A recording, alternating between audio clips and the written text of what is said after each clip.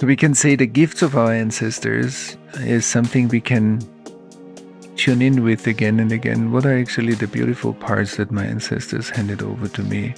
What's their resilience? Maybe they went through hardship and made it and gained some power from that and some resilience. And so that's also living in us. And we can tune into that. And when we go through difficulties ourselves, we can come back to, oh, that's a resourcing place. We can go to the ancestors that feel close to us. Welcome to Point of Relation with Thomas Hübl, a podcast that illuminates the path to collective healing at the intersection of science and mysticism. In his conversations with visionaries, innovators, artists, and healers, Thomas invites guests into a relational experience that allows inspiration and innovation to emerge. This is the Point of Relation.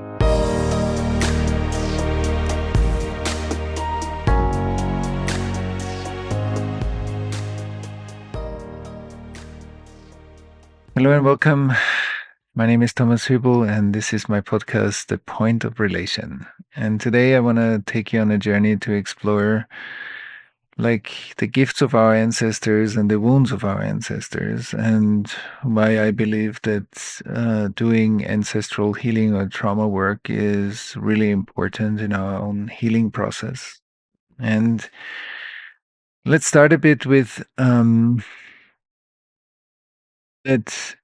in a society where, especially in Western societies, when we have a real big focus on the individual, which on the one hand is great because being focused also creates a higher resolution. So we learned a lot about individuals and individuation, but there is also always the danger of exaggerating and hyper individualizing a human being. And I think it's going to be very good if we can decentralize a little bit our focus so that the person or the individual can start to breathe again within a bigger space.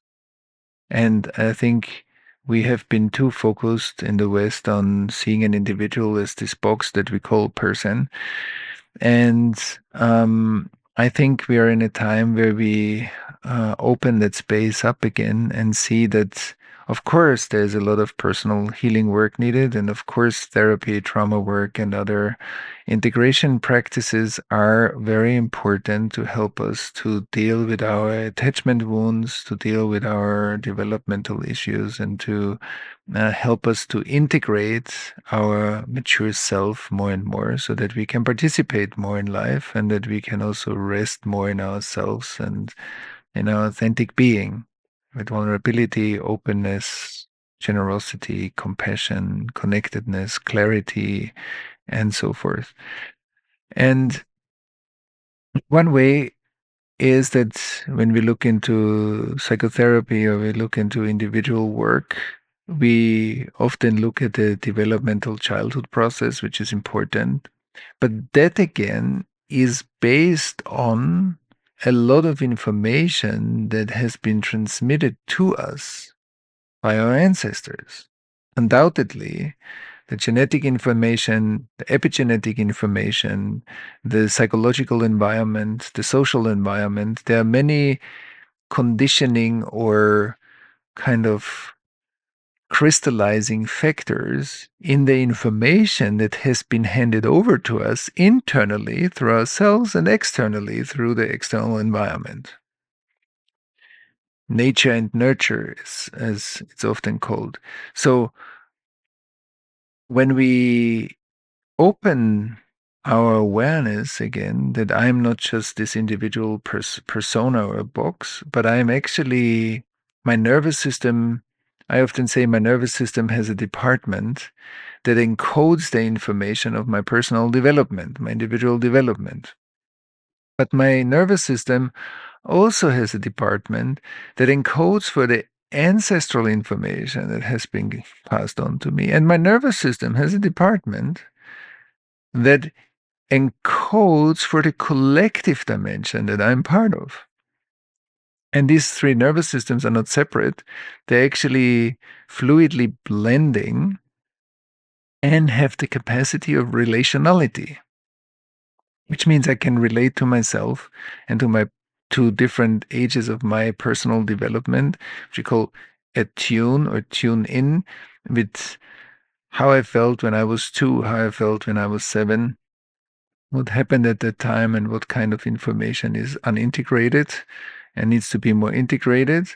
So there is a capacity of attunement in my personal experience that I often can relate to my personal narrative, how I grew up, my childhood, my school time, and so on. So there's a match between my cognition that knows the personal or biographical narrative and some parts of myself um, where I feel either ease, flow, or difficulties when I relate to these parts. At the same time, and that's something that I think in especially Western societies we don't get taught and we also don't teach so much, is the part of my nervous system that carries the ancestral data flow and information. Information means in and form. It informs me, which means it puts me also into a form. My body is a form that is based on millions of years of information. And the fact that I appear as a form is based on the information that composes that form. So the intra-body data flow and the external, like the bridge between my internal and external data experience, that data flow is crucial because it encodes for health, it encodes for tissues to be well energized and also nurtured and living in a higher coherence. And so when we tune in with our ancestral data flow, starting with our parents and our grandparents, with our great grandparents, and so forth, even all the ancestors that seem like ancestors of the far past, that are kind of our root system into the planet. So grounding and groundedness is also based on the gifts that our ancestors hand over to us. All the achievements, all the intelligence, all the strength and resilience and self-healing capacity that our ancestors acquired have been handed over to us. Millions of years of living have been given to everybody that is living right now. I think that's amazing. Like imagine you develop a biocomputer over millions and millions of years, and then you hand it over to the next generation and say, handle it with care and develop it further. And potentially every generation adds something to refine that biocomputer and develop it further. But I think sometimes we might lose the appreciation for the preciousness of what has been given to us when we are alive in these bodies, when we are alive in these societies. With all the issues that we have, it's amazing how informed over so many generations life is. And we have access to that information that shows up as flow and capacity and intelligence in our life. So integrated history is flow. When we tune in with it, then it feels as a flow in our bodies, in our emotions, in our minds, in our ways to interact with the world. So the gifts of our ancestors is the resilience that is encoded in a way we could say it's deep time.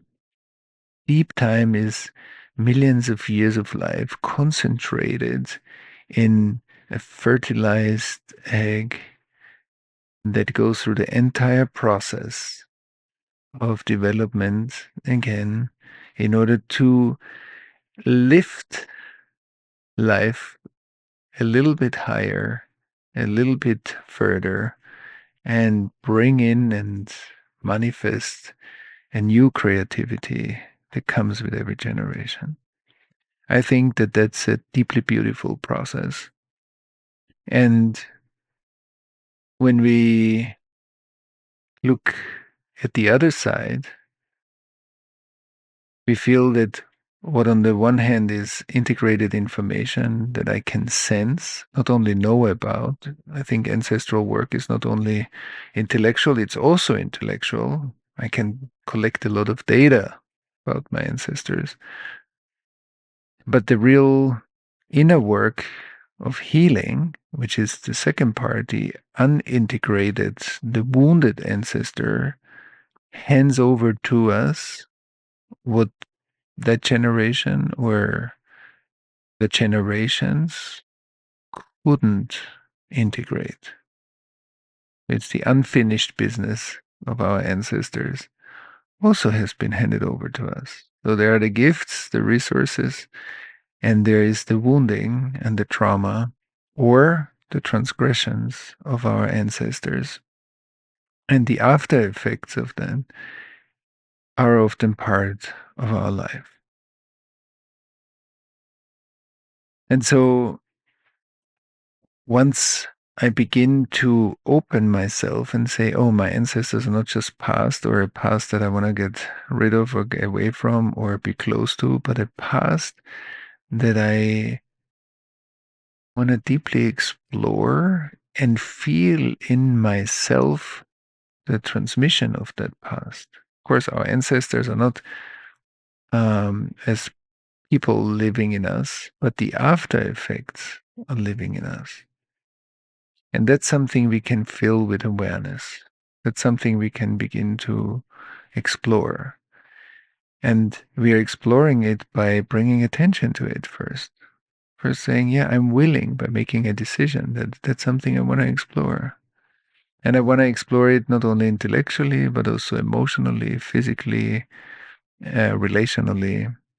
I create myself an environment where I can speak about my ancestors. And when I speak about their lives, I feel it, I tune in with it. I'm not just talking about it. I can go deeper in contemplation and meditation. I can bring it also to my therapeutic settings or to some group work where people do ancestral healing work. But that I begin to explore the parts that are easy for me to connect to in my ancestors. But that I also begin to explore the parts that are hard for me to connect to. And when it's hard, it's usually hard because hardening is a way of reducing my capacity to feel. Same as quickening, becoming faster, sometimes is a way to feel less. Becoming harder is also a way to feel less. That's why we often say, oh, this was hard. What we actually mean is, I compressed the intensity of my experience so that I feel less. And we did that in the past, and when now that gets triggered, it feels again hard. When it's whatever is harder means that some of my experience is excluded. And then I can begin to explore what is actually the experience that is not easy for me to feel. What's the emotional component of it? What's the physical component of it? And as long as I can go there and explore it on my own without getting overwhelmed, I can do that. When I feel that's too much for me alone to deal with, then I look for a right setting, a professional support or a right relational setting, like a group setting, where we explore those things together so we don't do it alone, but always with other people in a relational container.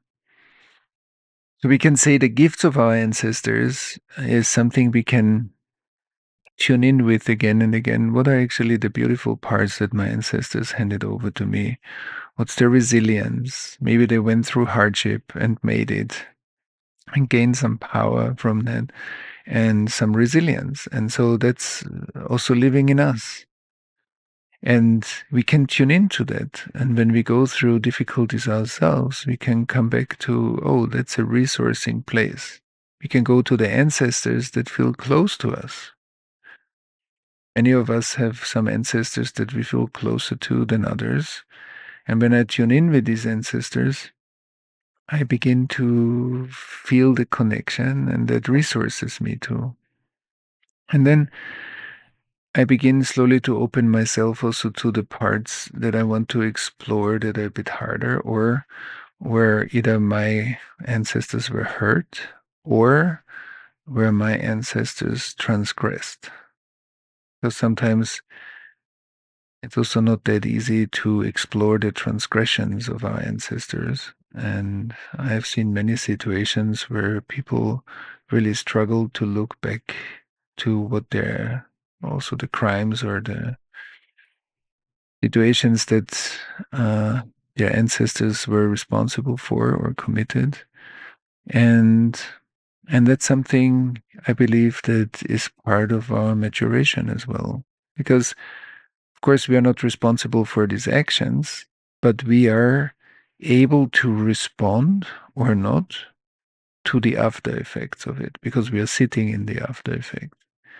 And so when I need to shut that out or I need to shut that down because it's too much or it's not beautiful or because I don't want to be connected to that, then I actually shut down a part of myself.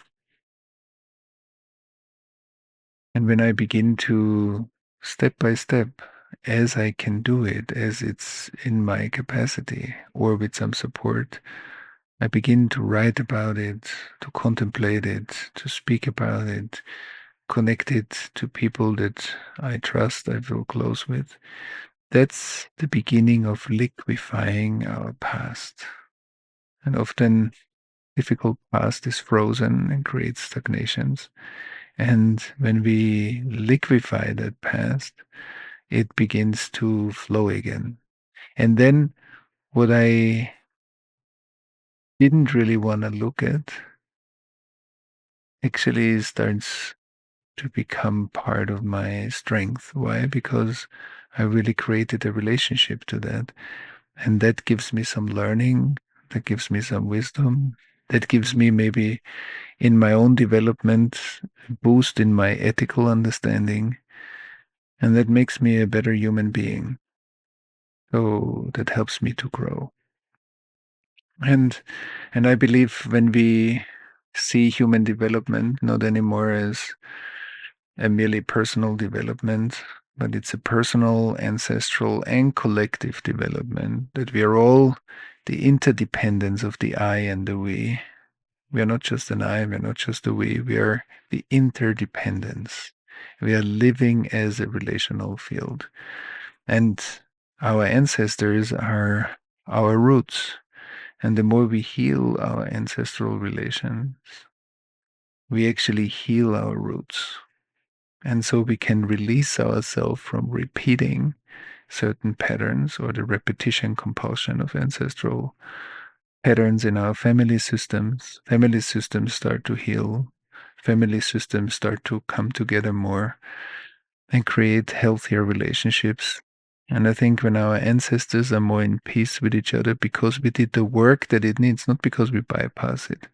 And we just wish, it's not a wishful thinking, it's doing the real work that's required to for our ancestors to make peace with themselves, with others, with people that got hurt in the past, or if they got hurt themselves by healing those traumatizations. Then we begin to also create a different world today. And so that's the first nugget to dive deeper into the gifts and the wounds of our ancestors. And if that's interesting to you, there's, of course, much more information in our coursework, but there is also a lot of information in my upcoming book, which is called Attuned, which will be released in September 12th. And and of course, you can stay tuned to my podcast, The Point of Relation. Thanks for listening to Point of Relation with Thomas Hübl. Stay connected and get updates about new episodes by visiting our website, pointofrelationpodcast.com, and by subscribing to the Thomas Hübl YouTube channel. If you enjoyed this video, please like it and share about us with your community on social media. Thank you. We appreciate your support.